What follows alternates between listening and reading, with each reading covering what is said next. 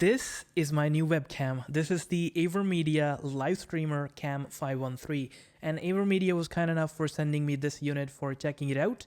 And today we will be reviewing it. And just first impressions, out of the box, the quality was crisp and it felt like a worthy upgrade. And the skin tones looked very natural. I didn't get any of that yellowy, most like warmish look that my MacBook Pro's built-in camera always delivered. Even though I use studio lighting whenever I'm doing a stream or whenever I'm recording content for my secondary gaming channel, link in the description. So as you can see behind me, I have a big studio light, so I can adjust the temperature on it and everything. Like 90% of the time, the MacBook Pro's built-in camera gives a yellowish, very warm tone, but that was not the case with this AVerMedia camera.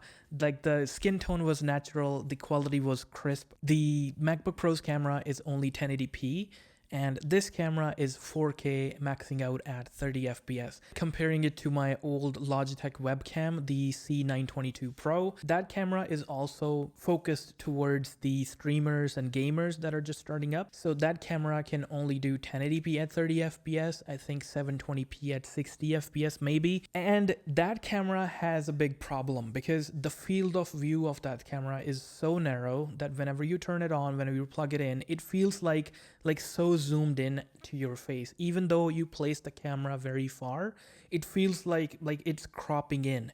But that was not the case with this camera. The field of view is super wide. Let's talk specs very quickly. We have a Sony 4K CMOS sensor that's delivering up to 4K 30 FPS or 1080p at 60 FPS. Fixed focus. We have a 94 degrees of field of view and a removable USB-C port in the back and a built-in stereo microphone, and it is USB 3.0 for full 4K performance.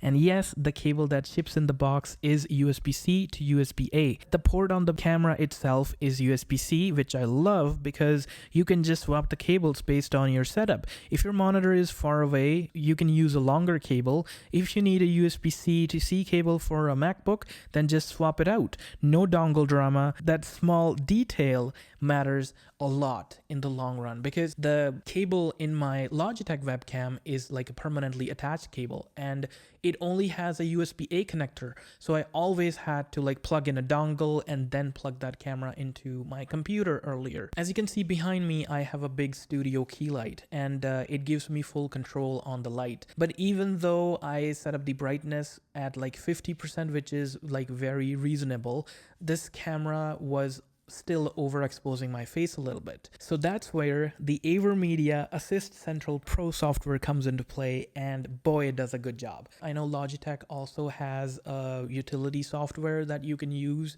to like change some settings, but it doesn't help a lot because that sensor is very small. Even if you change some settings, it won't be much of a help.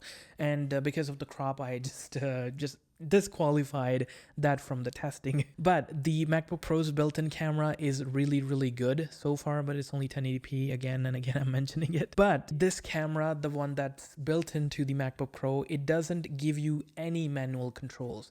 You do not have any control on the white balance, you do not have any control on the exposure, you do not have any control on the brightness. It just adjusts automatically according to the lighting. That's it. You do not have any manual controls.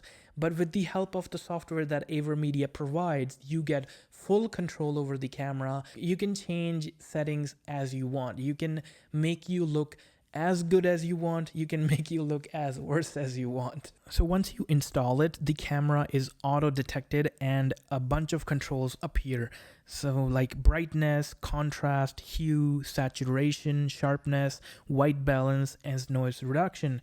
And the big one is the exposure. Yes, you can adjust the exposure. You can leave it at automatic or you can leave it in manual mode if you want more control over your picture quality, which is really good. But here's a little issue that I found with this camera because I am a Mac user. When I change the exposure from auto to manual, quality or the smoothness of the video quality or the video feed from this camera took a big hit. So earlier, like the full potential of the camera is 4K running at 30 FPS, but when I enabled the manual exposure from the software, then it took a big hit, and it felt like the frame rate dropped straight, like from 30 fps 4K all the way to like 10 or 15 fps, and the footage was super choppy and super laggy. So like I figured out that this issue is only happening with Mac OS, and I tried it with Windows. It was working just fine. So that's something you need to keep in mind. But all the other settings like brightness, contrast, hue, saturation, sharpness, and noise reduction, and the manual white balance adjuster, everything works perfectly fine. It doesn't affect the camera's frame rate or the resolution at all. But one thing to note about the noise reduction, there are 3 settings available. One is low, medium, and high, and one is off. So if you have good lighting, then I will just leave it at off or at low. If you're shooting in low light, I would suggest keeping it at medium. If you turn it up to high, it just like make the footage super soft. It just loses all its 4K quality. So the sharpness just loses. It just makes it super soft, and I do not think that that is an ideal experience. This setup that I have, the key light, I will show you in a future video. This key light that is illuminating my face at the moment, this is only like a $20 light. Yes, I have a big expensive setup in the back, but this setup is practical that I'm using. But yeah, we will talk more about this setup in a bit, or let me know in the comments down below if you want to see like a little tour how I make a $20 light look okay, I guess. But now let's get back to the review of the webcam. Pro tip for streamers and gamers. So whenever you're streaming or recording a gameplay walkthrough, like the cam footage of your face is like a little small box at the top right, left, or like wherever you find the good placement depending on the game that you're playing.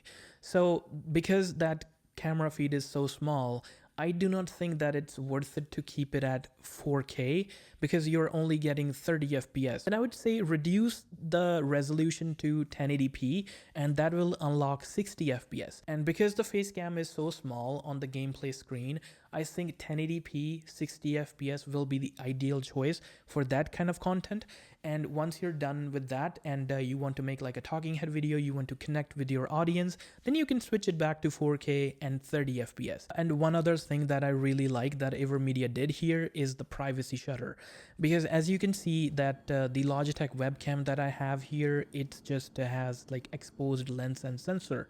So there is no way for me to block it for my privacy. So one thing that I would like to mention, because most of the streamers and gamers do have dedicated microphones, but for example, you're in a video call, video conference, something like that, and you do not have a dedicated microphone, this camera does have built-in stereo mics, and the quality of those microphones is also surprisingly good. It does a good job of ignoring any kind of background noise and picking up the voice of the person sitting in front of it. So that's a really good feature in my opinion. But most of the streamers and gamers will definitely have some kind of dedicated microphone, and the mic audio from the built-in mic will be of no use most of the time, I think. And so here, for your reference, here is like a little side-by-side comparison of all 3 webcams, the Logitech C922 Pro